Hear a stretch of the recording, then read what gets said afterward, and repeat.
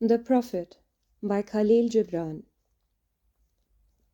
Al-Mustafa, the chosen and the beloved, who was a dawn unto his own day, had waited 12 years in the city of Orphalese for his ship that was to return and bear him back to the isle of his birth.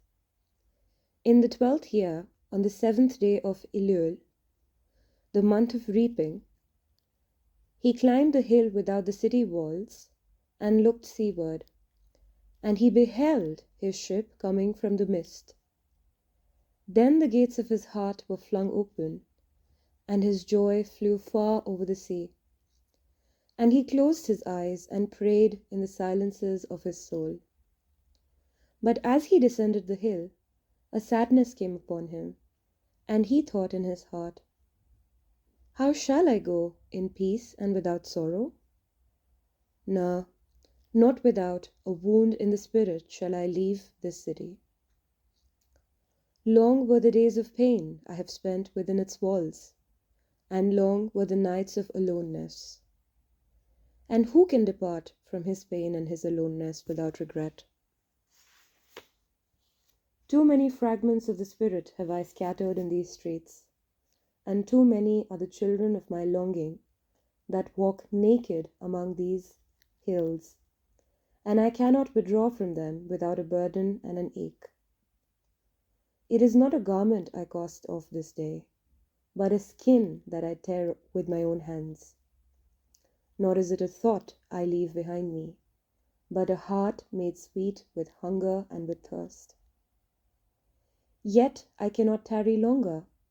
The sea that calls all things unto her calls me, and I must embark. For to stay, though the hours burn into the night, is to freeze and crystallize and be bound in a mold. Fain would I take with me all that is here, but how shall I? A voice cannot carry the tongue and the lips that gave it wings. Alone must it find the ether. And alone and without his nest shall the eagle fly across the sun. Now when he reached the foot of the hill, he turned again towards the sea, and he saw his ship approaching the harbour, and upon her prow the mariners, the men of his own land. And his soul cried out to them, and he said, "Sons of my ancient mother, you riders of the tides, how often have you sailed in my dreams? And now you come in my awakening, which is my deeper dream. Ready am I to go, and my eagerness with sails, full set awaits the wind. Only another breath will I breathe in this still air, only another loving look cast backward, and then I shall stand among you, a seafarer among seafarers. And you, vast sea, sleeping mother, who alone are peace and freedom to the river and the stream. Only another winding will this stream make, and only another murmur in this glade. And then I shall come to you, a boundless drop to a boundless ocean." And as he walked, he saw from afar men and women leaving their fields and their vineyards and hastening towards the city gates. And he heard their voices calling his name and shouting from field to field, telling one another of the coming of his ship. And he said to himself, "Shall the day of the parting be the day of gathering? And shall it be said that my eve was in truth my dawn? And what shall I give unto him who has left his plough in mid-furrow, or to him who has stopped the wheel of his winepress? Shall my heart become a tree heavy laden with fruit, that I may gather and give unto them? And shall my desire flow like a mountain, that I may fill their cups? Am I a harp, that the hand of the mighty may touch me, or a flute that his breath may pass through me? A seeker of silences am I, and what treasure have I found in silences that I may dispense with confidence? If this is my day of harvest, in what fields have I sowed the seed, and in what unremembered seasons? If this indeed be the hour in which I lift up my lantern, it is not my flame that shall burn therein. Empty and dark shall I raise my lantern, and the guardian of the night shall fill it with oil, and he shall light it also. These things he said in words, but much in his heart remained unsaid, for he himself could not speak his deeper secret. And when he entered into the city, all the people came to him, and they were crying out to him as with one voice. And the elders of the city stood forth and said, Go not yet away from us. A noontide have you been in our twilight, and your youth has given us dreams to dream. No stranger are you among us, nor a guest, but our son and our dearly beloved. Suffer not yet our eyes to hunger for your face. And the priests and the priestesses said unto him, Let not the waves of the sea separate us now, and the years you have spent in our midst become a memory. You have walked among us, a spirit, and your shadow has been a light upon our faces.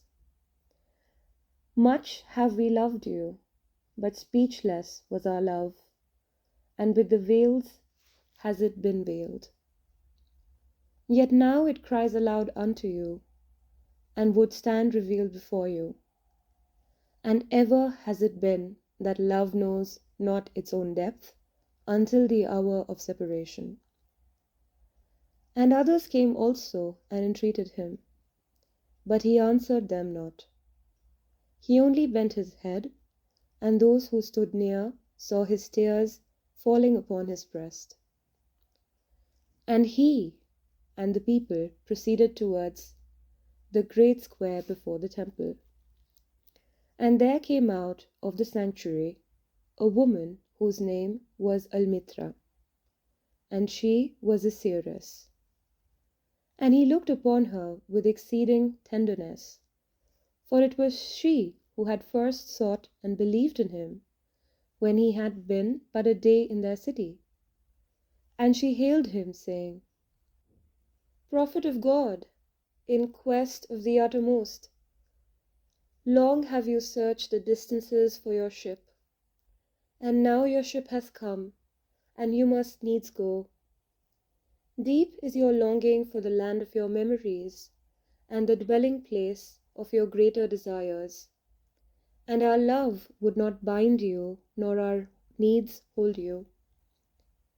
Yet this we ask ere you leave us, that you speak to us and give us of your truth. And we will give it unto our children, and they unto their children, and it shall not perish. In your aloneness you have watched with our days, and in your wakefulness you have listened to the weeping and the laughter of our sleep. Now therefore disclose us to ourselves, and tell us all that has been shown you of that which is between birth and death.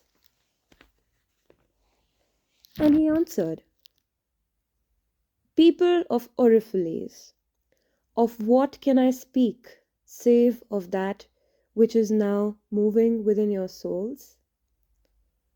Then said Almitra, Speak to us of love. And he raised his head and looked upon the people, and there fell a stillness upon them. And with a great voice he said, When love beckons you, follow him.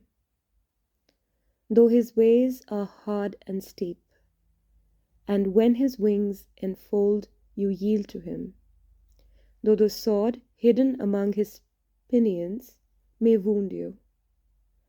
And when he speaks to you, believe in him, though his voice may scatter your dreams as the north wind lays waste the garden. For even as love crowns you you shall he crucify you. Even as he is for your growth, so is he for your pruning.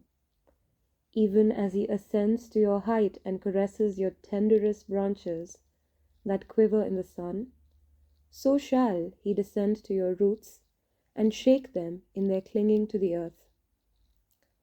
Like sheaves of corn he gathers unto himself. He threshes you to make you naked. He sifts you to feel you from your husks. He grinds you to whiteness. He kneads you until you are pliant.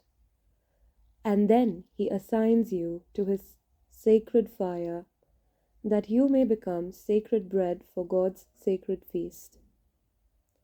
All these things shall love do unto you, that you may know the secrets of your heart, and in that knowledge become a fragment of life's heart.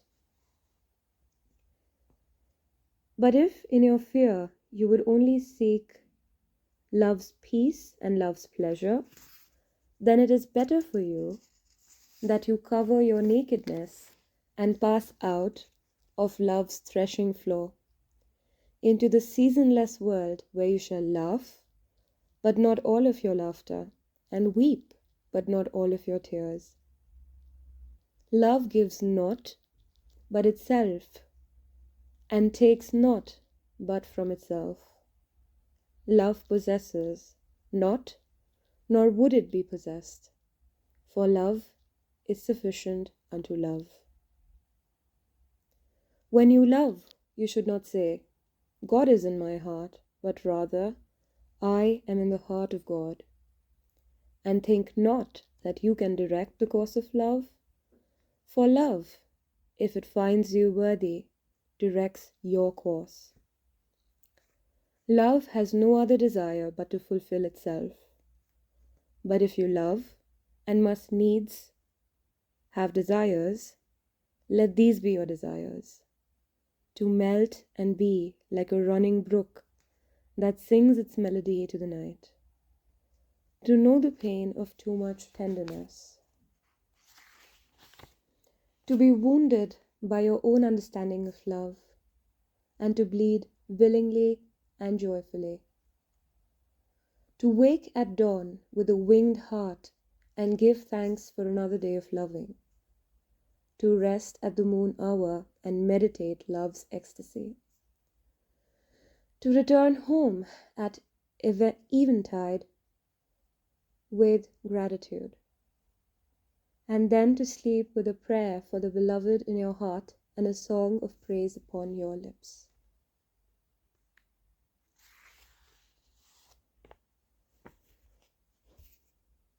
Then Almitra spoke again and said, And what of marriage, master? And he answered, saying, You were born together, and together you shall be for evermore. You shall be together when the white wings of death scatter your days. Ay, you shall be together even in the silent memory of God. But let there be spaces in your togetherness, and let the winds of the heaven dance between you. Love one another, but make not a bond of love. Let it rather be a moving sea between the shores of your souls. Fill each other's cup, but drink not from one cup.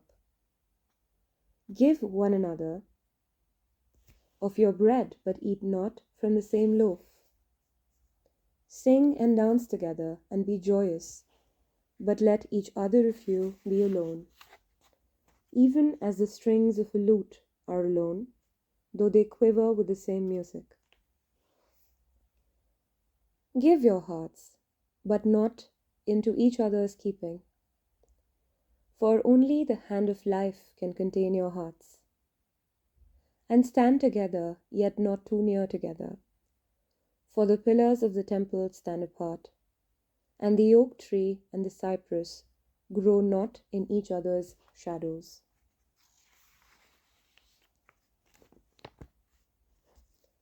And a woman who held a babe against her bosom said, "Speak to us of children." And he said, "Your children are not your children. They are the sons and daughters of life's longing for itself. They come through you, but not from you. And though they are with you, yet they belong not to you. You may give them your love, but not your thoughts, for they have their own thoughts. You may house their bodies, but not their souls, for their souls dwell in the house of tomorrow, which you cannot visit, not even in your dreams. You may strive to be like them, but seek not to make them like you. For life goes not backward, nor tarries with yesterday. You are the bows from which your children, as living arrows, are set forth. The archer sees the mark upon the path of the infinite, and he bends you and his might, that his arrows may go swift and far. Let your bending in the archer's hand be for gladness, for even as he loves the arrow that flies, so he loves the bow that is stable.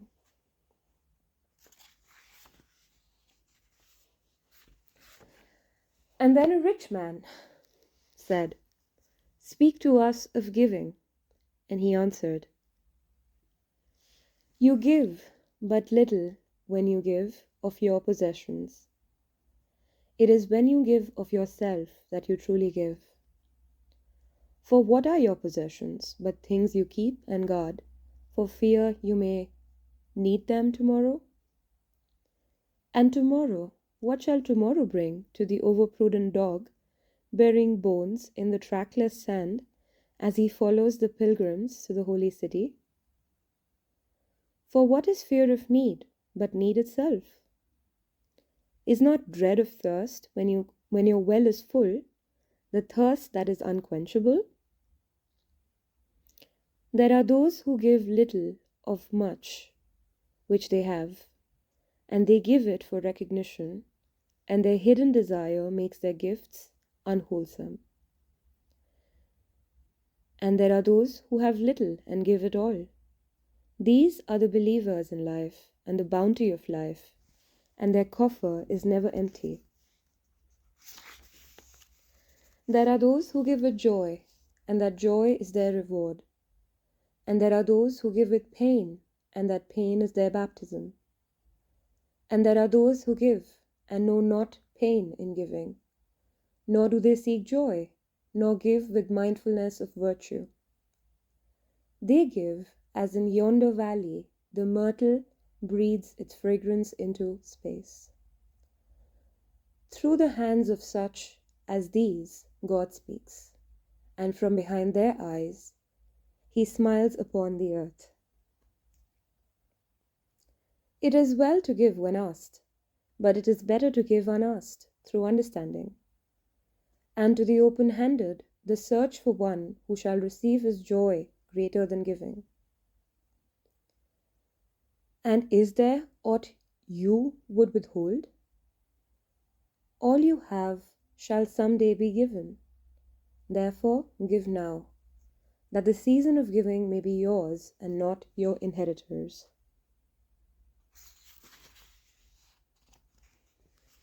You often say, "I would give, but only to the deserving." The trees in your orchard say not so, nor the flocks in your pasture. They give that they will live, for to withhold is to perish. Surely he who is worthy to receive his days and his nights is worthy of all else from you. And he who has deserved to drink from the oceans of life deserves to fill his cup from your little stream. And what desert greater shall there be than that which lies in the courage and the confidence, nay, the charity of receiving.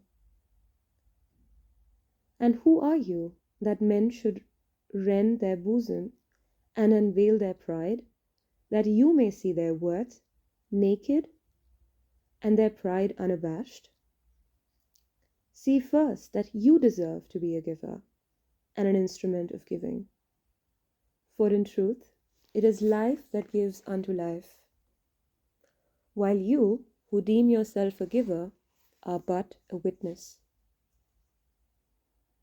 And you receivers, and you all are receivers, assume no weight of gratitude, lest you lay a yoke upon yourself and upon him who gives. Rather, rise together with the giver of his gifts as on wings. For to be over mindful of your debt is to doubt his generosity, who has the free-hearted earth for mother and God for father.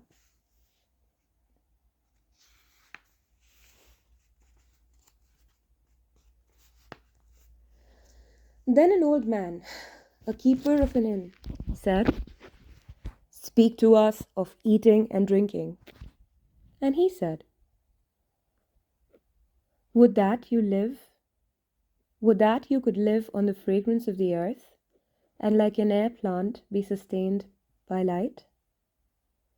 But since you must kill to eat, and rob the newly born of his mother's milk to quench your thirst, let it then be an act of worship, and let your board stand an altar on which the pure and the innocent of forest and plain are sacrificed, for that which is purer and still more innocent in man. When you kill a beast, say to him in your heart, By the same power that slays you, I too am slain, and I too shall be consumed. For that law that delivered you into my hand shall deliver me into a mightier hand.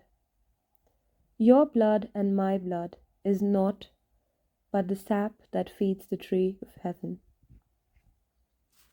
And when you crush an apple with your teeth, say to it in your heart,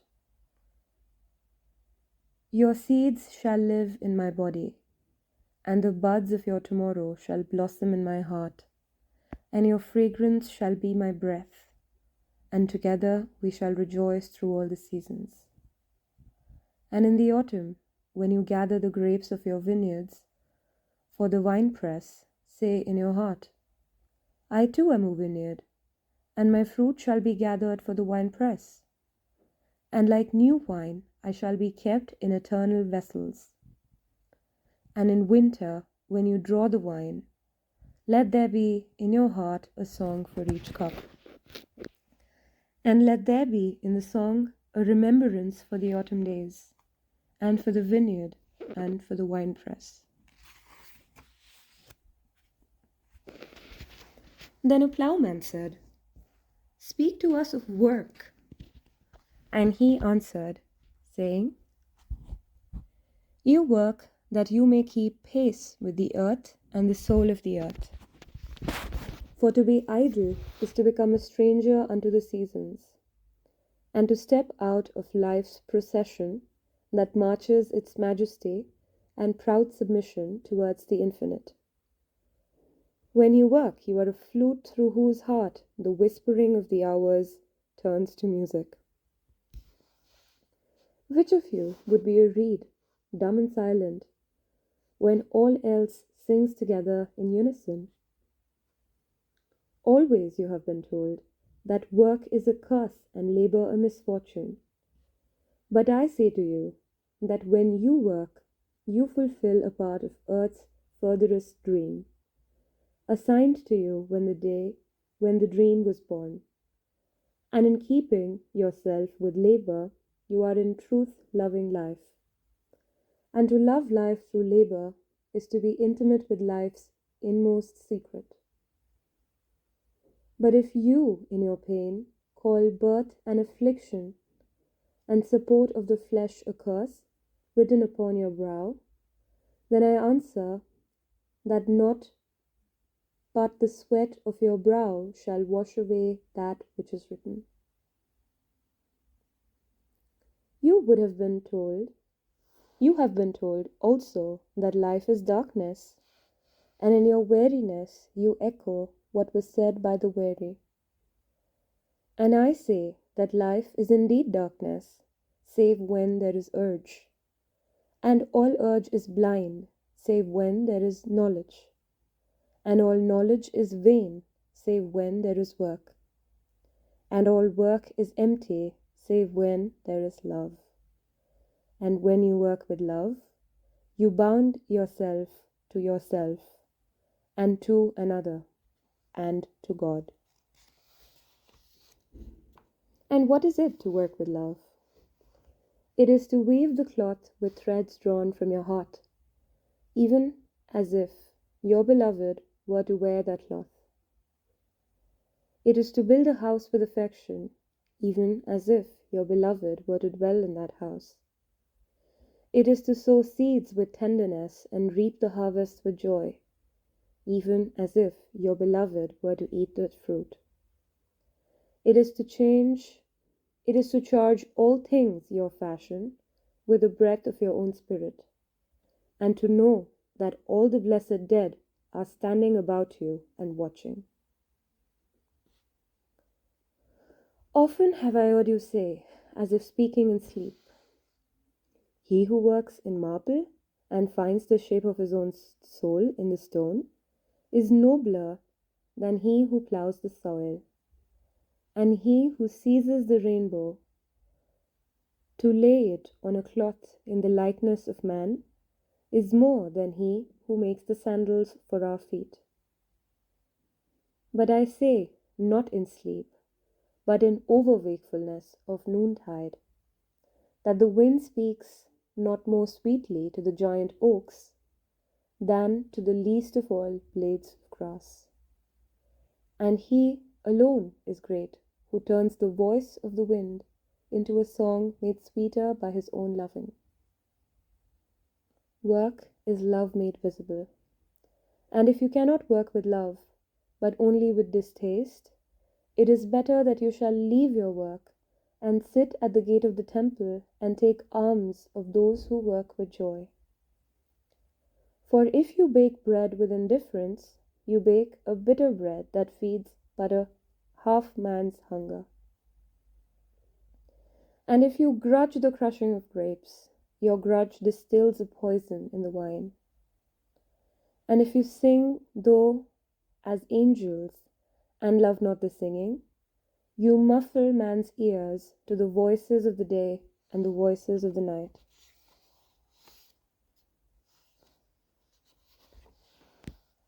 Then a woman said, "Speak to us of joy and sorrow."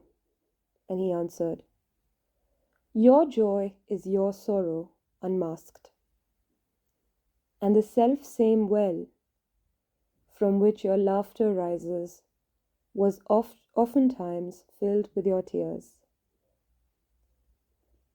And how else can it be?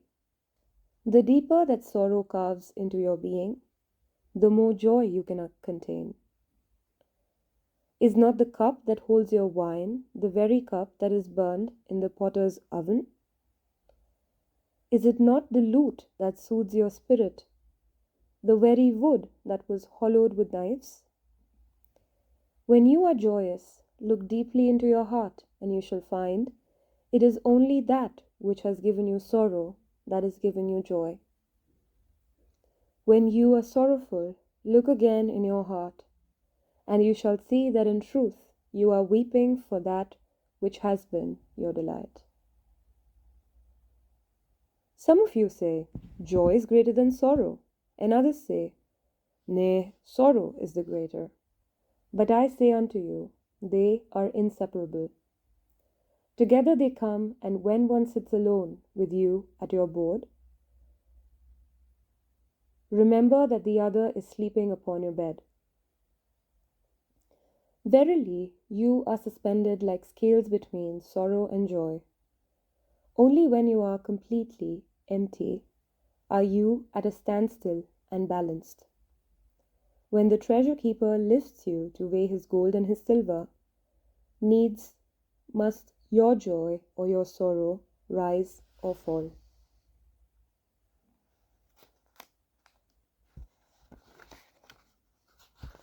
Then a mason came forth and said, "Speak to us of houses." And he answered and said, "Build of your imaginings a bower in the wilderness ere you build a house within the city walls. For even as you have homecomings in your twilight, so has the wanderer in you, the ever distant and alone. Your house is your larger body. It grows in the sun and sleeps in the stillness of the night, and it is not dreamless. Does not your house dream, and dreaming leave the city for a grove or a hilltop?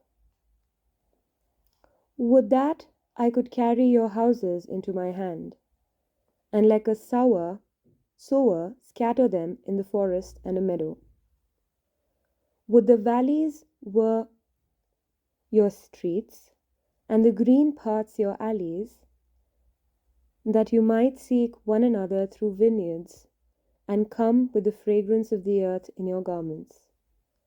But these things are not yet to be.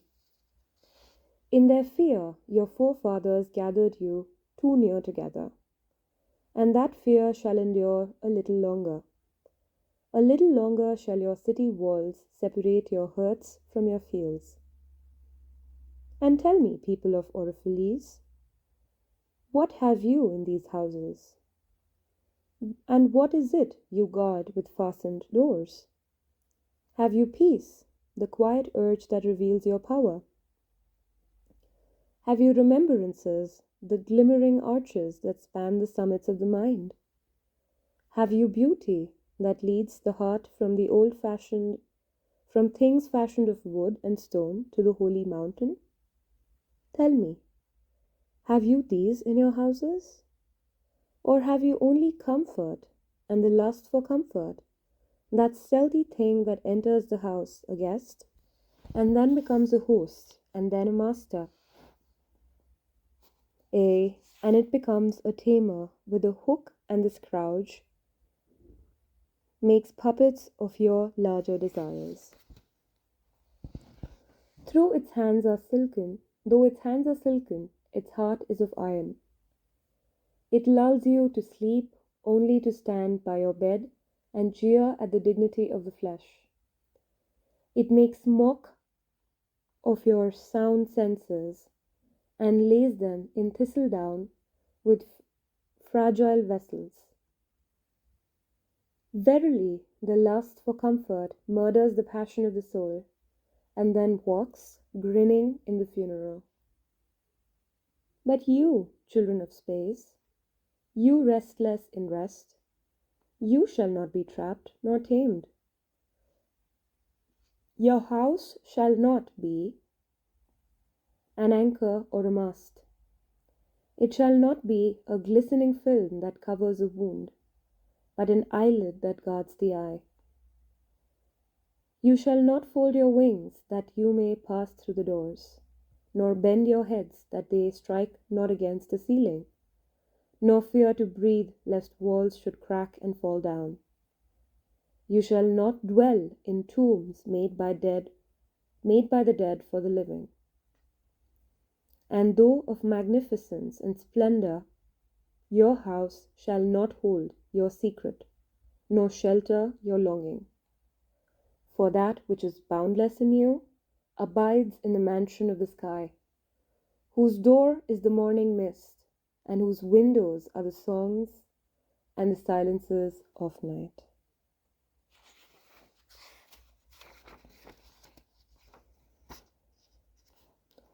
And the weaver said, "Speak to us of clothes." And he answered, "Your clothes conceal much of your beauty, yet they hide not the unbeautiful. And though you seek in garments the freedom of privacy, you may find in them a harness and a chain.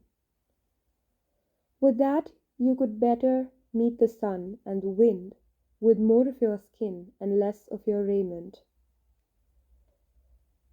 For the breath of life is the sunlight, and the hand of life is the wind. Some of you say, it is the north wind who has the woven clothes we wear. And I say, aye, it is the northern wind. But shame was his loom, and the softening of the sinews was his thread. For when his work was done, he laughed in the forest. Forget not that modesty is for a shield against the eye of the unclean. And when the unclean shall be no more, what were modesty but a fetter and a fouling of the mind? And forget not that the earth delights to feel your bare feet, and the wind longs to play with your hair.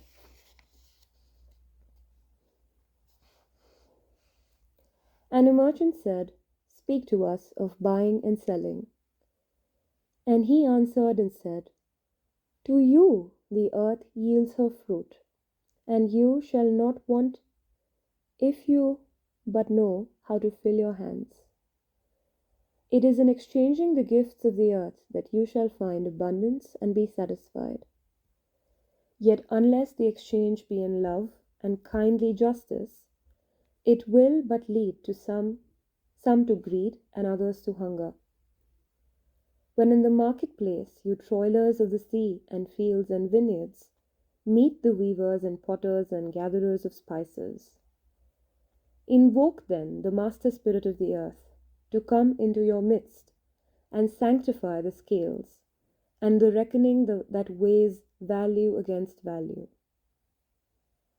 And suffer not the barren-handed to take part in your transactions, who would sell their own words for your labor. To such men you should say, come with us to the field, or go with our brothers to the sea and cast your net. For the land and the sea shall be bountiful to you even as to us. And if there come the singers and dancers and flute players, buy their gifts also, for they too are gatherers of fruit and frankincense, and that which they bring, though fashioned of dreams, is raiment and food for your soul. And before you leave the marketplace, see that no one has gone his way with empty hands. For the master spirit of the earth shall not sleep peacefully upon the wind till the needs of the least of you are satisfied. End of part 1.